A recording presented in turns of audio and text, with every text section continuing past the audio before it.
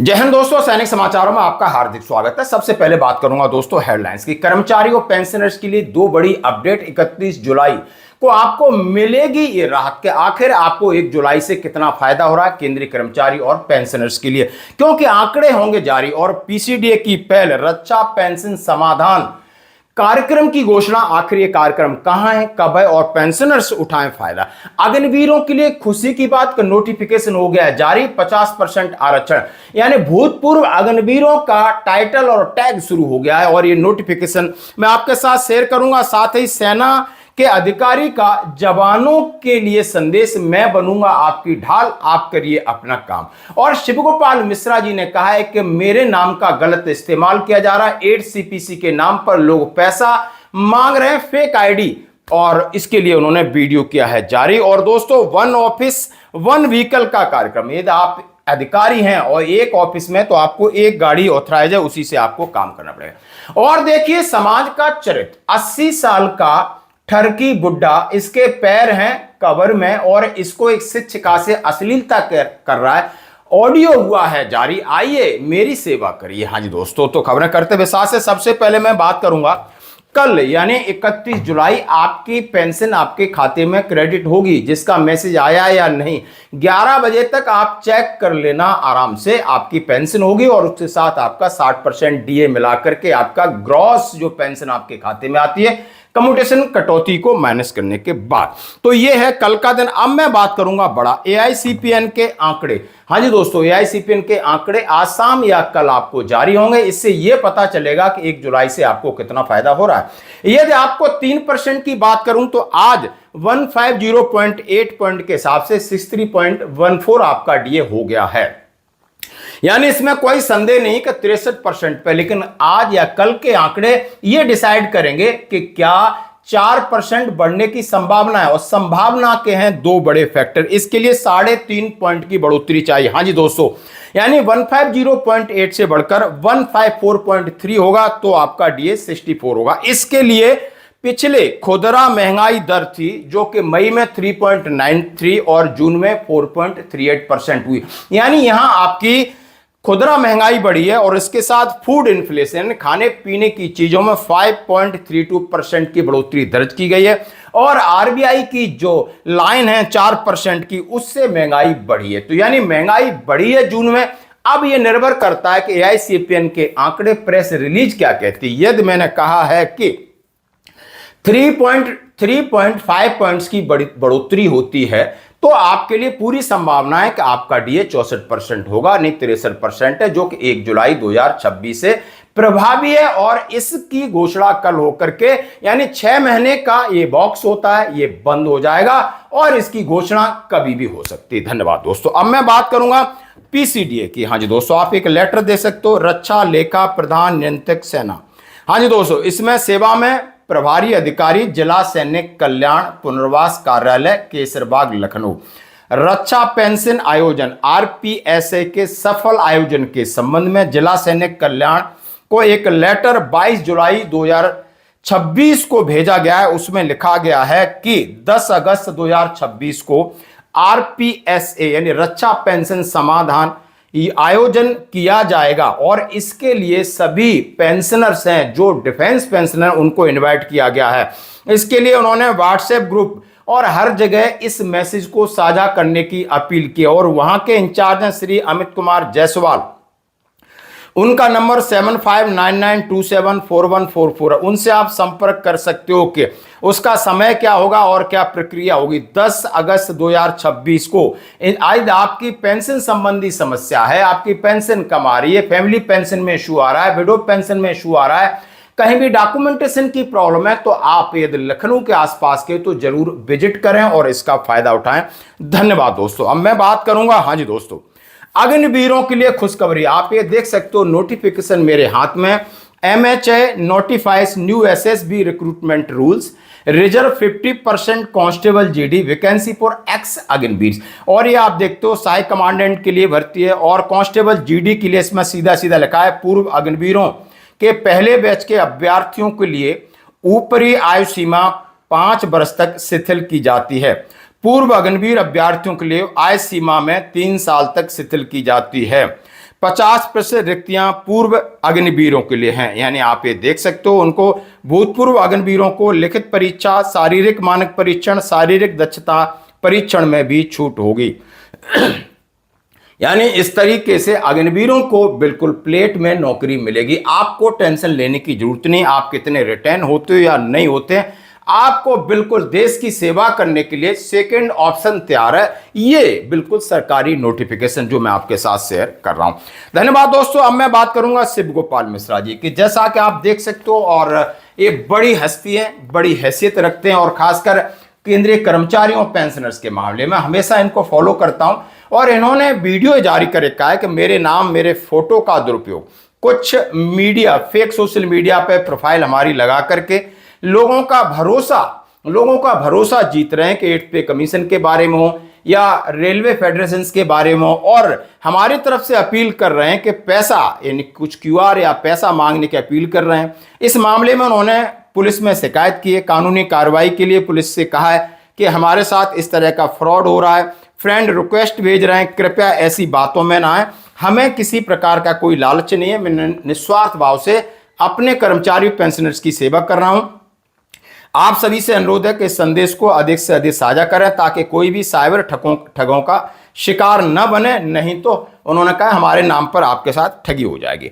साथियों, फेसबुक पर किसी व्यक्ति ने एक जो है वो गलत प्रोफाइल बना करके मेरे नाम से डाली है, ऐसा पता चला है। और वो अगर कोई भी उसका मिसयूज करता है या पैसे मांगता है तो ऐसे व्यक्ति से होशियार रहने की आवश्यकता है।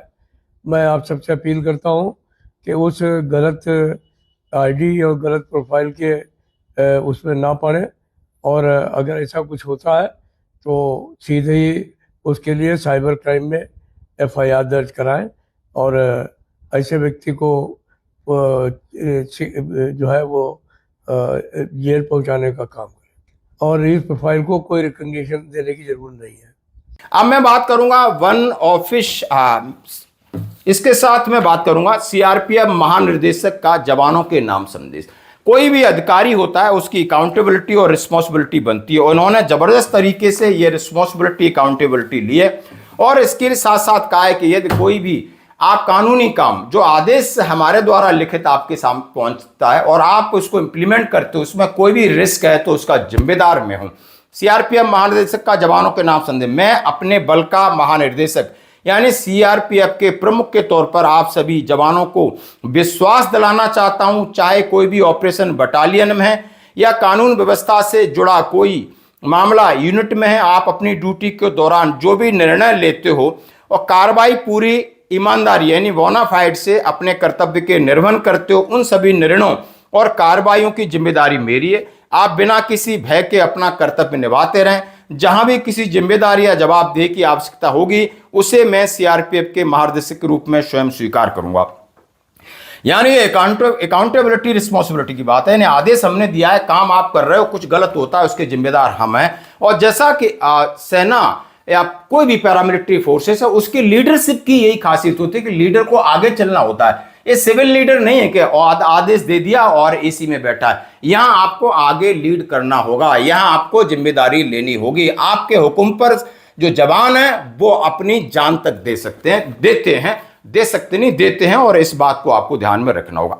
मैं बल के महानिदेशक, बल के प्रमुख के रूप में आप सभी को यह विश्वास दिलाना चाहता हूं, चाहे हमारी ऑपरेशनल बटालियंस हों, चाहे हमारी लॉ एंड ऑर्डर की यूनिट्स हों, आप सभी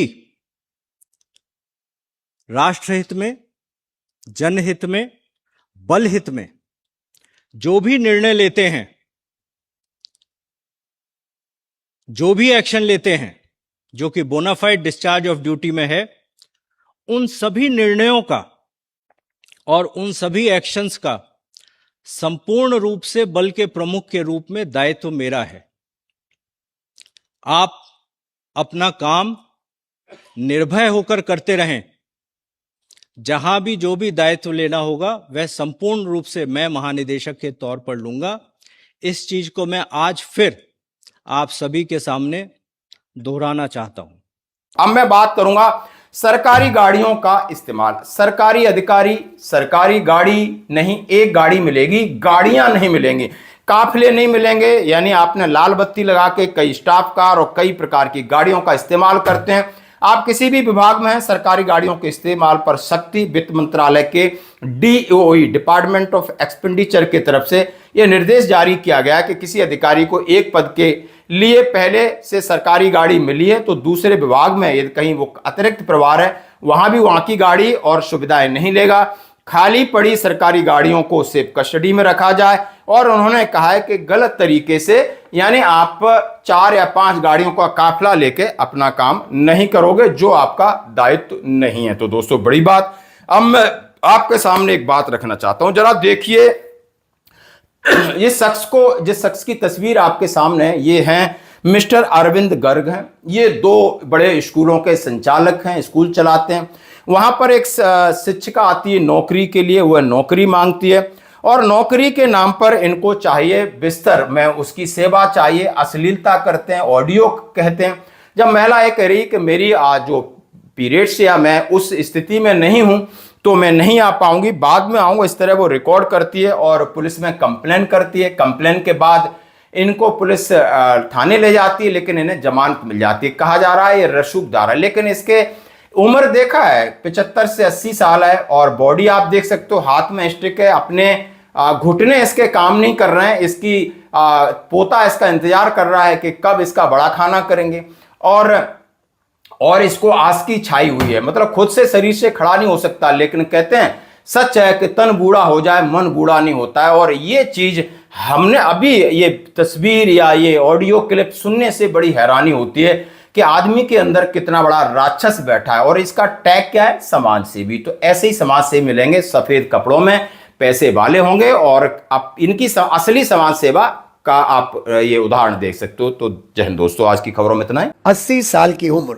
और उसमें भी किसी महिला शिक्षिका जो नौकरी के लिए इंटर कॉलेज में प्रयास कर रही हो, उसके साथ अय्याशी की इच्छा रखने वाले दो प्रतिष्ठित इंटर कॉलेज के प्रबंधक और मुजफ्फरनगर शहर के प्रतिष्ठित समाज सेवी अरविंद गर्ग की एक करतूत का खुलासा हुआ है और उसकी एक अश्लील ऑडियो वायरल हुई है, जिसमें बातचीत करते हुए महिला शिक्षक से ये अरविंद गर्ग नाम का प्रबंधक इतना उतावला हो जाता है कि महिला के ये कहने पर कि वो इस काम के लिए आपके बुलाने पर बाद में आ जाएगी, अभी उसे महिलाओं वाली प्रॉब्लम चल रही है, उस पर भी नहीं रुकता। नहीं सर, परसों जाऊंगी सर। अभी मेरे पीरियड्स चल रहे हैं।